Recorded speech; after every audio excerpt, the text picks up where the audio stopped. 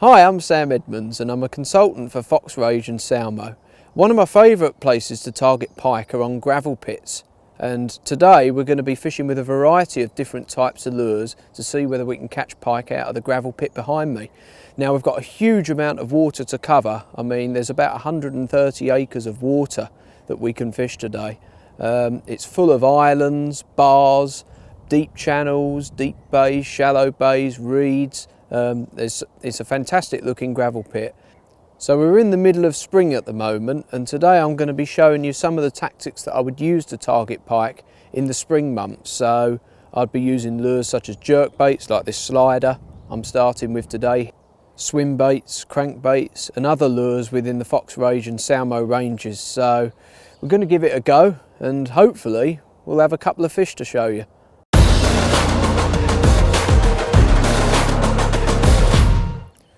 We've fished a few swims already today, but we've just come into this shallow bay here, and I've got a slider on at the moment in the 10 centimetre size, and I'm just gently twitching it so it's fishing almost like a subsurface walk the dog motion, and I'm just going to cover all of this bay and see if there are any pike here.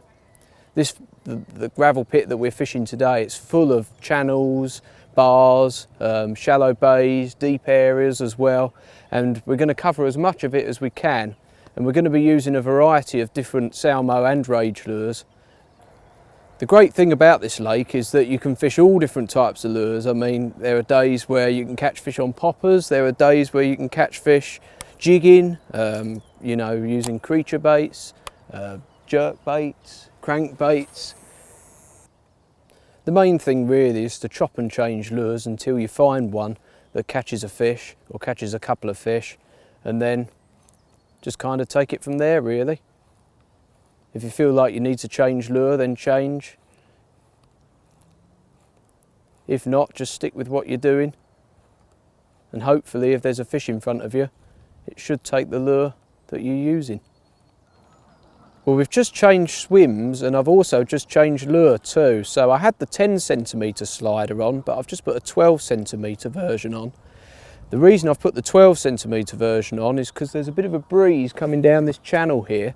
So the 12 centimetre version is going to enable me to cast further up that channel where it's quite deep and help me reach areas where I probably wouldn't be able to reach if I had the 10 centimetre model on.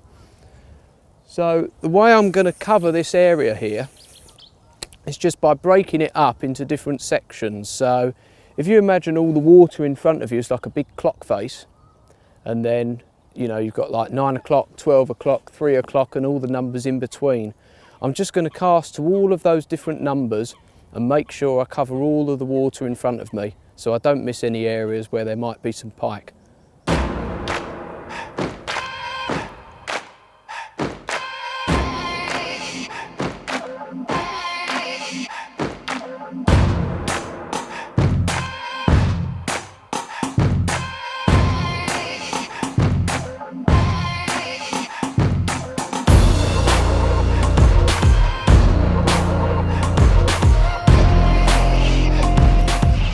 That slam that slider. Ugh. They often do.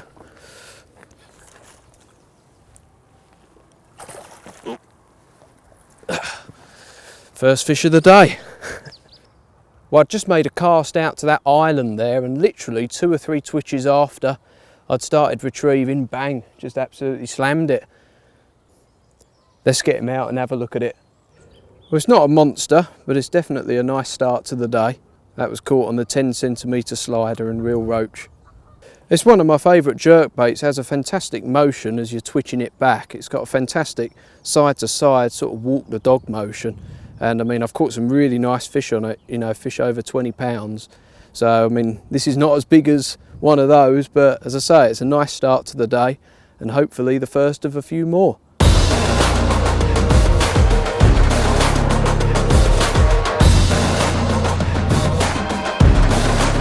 So I've just put back the first fish of the day, and now I'm about to check the hooks on my slider. It's always really important to check your hooks, especially after you've caught a fish or if you've bumped on one of the many bars that you can find in this gravel pit. So you want to make sure they're sharp, because if they're not sharp, you're not going to hook the fish. The way I sharpen the hooks is by gently running the file down either side of the point of the hook, and I just gently dig it into my nail just to check that it's sticky sharp, and when it's sticky sharp you know it's ready to fish again.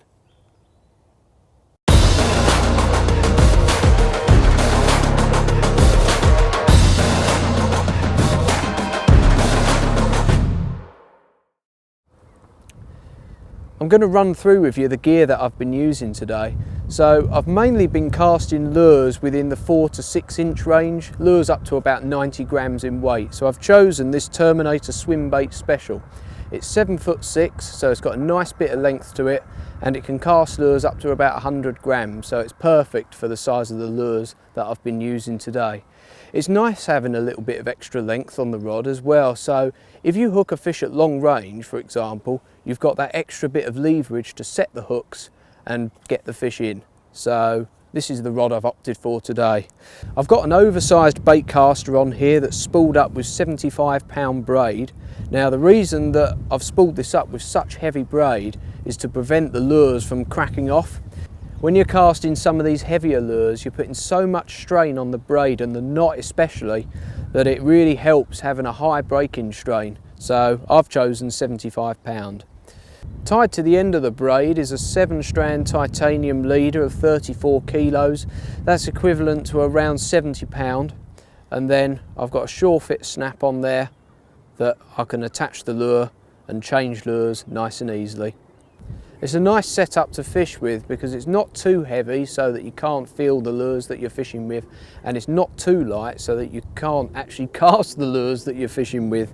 It's also nice having an oversized bait caster on here as well. I prefer the shape of these because the round style bait casters, they don't fit quite as snug in the hand, and it's just a nice all-round setup really, very versatile and ideal for fishing lots of different types of lures. Well, we've just covered around half of the water that we planned to cover today, and it's been quite tough. We've just had the one pike and that's been it, and another follow. We've just reached this really shallow bay, but this can be a very good place for pike. I've caught some nice fish here in the past, and I've decided to change to this shallow replicant, something a little bit different. I've been using the sliders and other jerk baits for most of the day, but I'm going to try this now, which has got a slightly different action. So I'm going to cast it out and just wind it back very slowly and let the paddle tail do the work.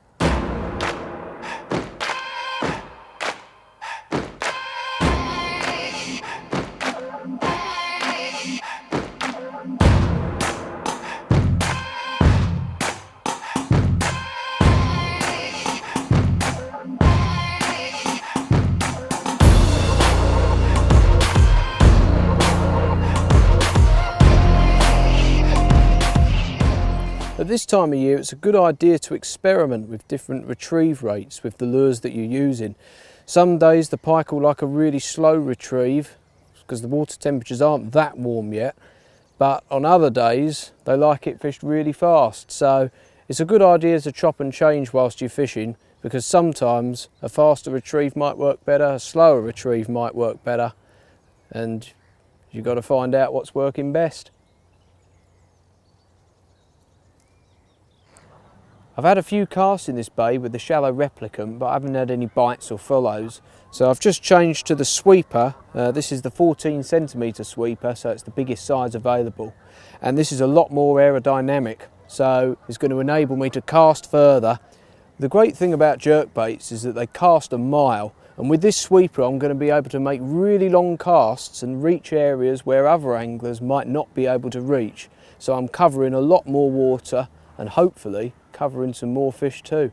And also it sinks really slowly as well, so it will enable me to keep the lure quite high in the water column, not too far down, and I'm just going to gently twitch it back and fish it on a sort of walk the dog style motion.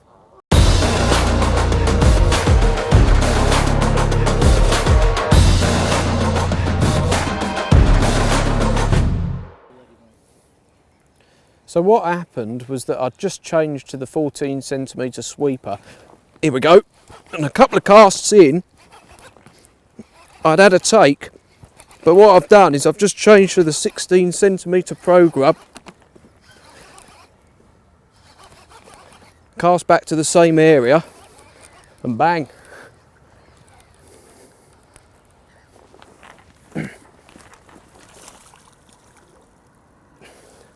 It's not a big one, but it just shows that if you do get a take somewhere and you don't hook up with a fish, then if you change lure and cast back to the same area, you can often get that same fish to come back and take it again.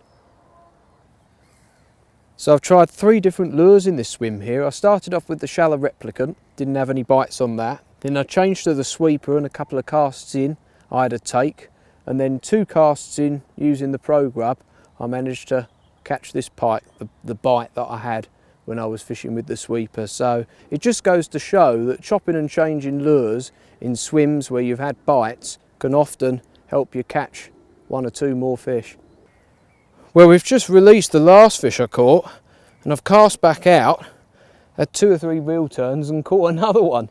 We've covered a massive amount of water today and not had many bites, and we've just had a couple of fish from this one bay, and that's how we thought it was going to be today. So it just goes to show that often where you find one pike, you can often find others too. Well, we've tried a variety of different types of lures today. We've tried jerk baits, we've tried swim baits, and now I've just changed to this grub and it seems to have done the business because I've caught 2 fish in 2 casts. So it goes to show that on days that are tough going, you've just got to keep chopping and changing, try lures with different actions, different retrieves, and it can make all the difference. It can change a bad day into a really good day. So I think the plan is now to put this fish back, and then I'm going to stick with this grub for the minute because two fish in 2 casts is not bad going. So yeah, let's see what happens.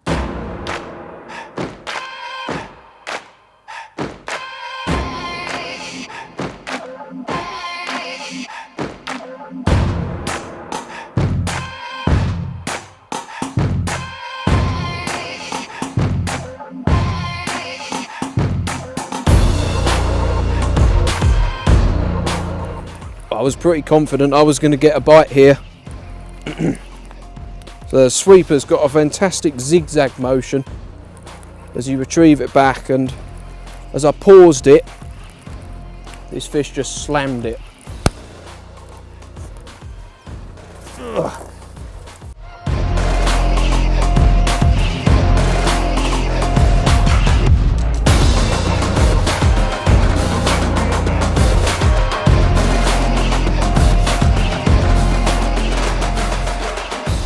Well, this is definitely the best fish of the day so far.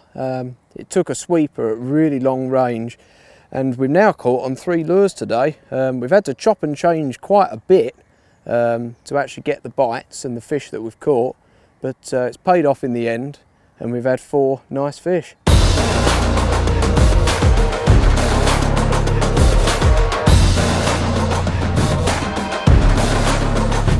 I'm going to talk to you about a few of the different types of lures that we've been using today. So we've caught a few fish, but it hasn't been quite as straightforward as I thought it was going to be today actually. I thought the fishing would be a little bit easier, but we've had to work quite hard for the fish that we've caught.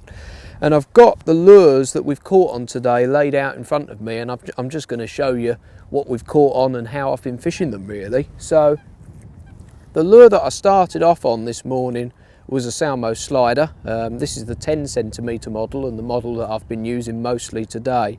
It's a fantastic jerkbait. It's one of my favourites for pike, and you can fish it slow, you can fish it fast. What I like to do is cast out. The great thing about the slider is that it casts such a long way, even into really strong winds.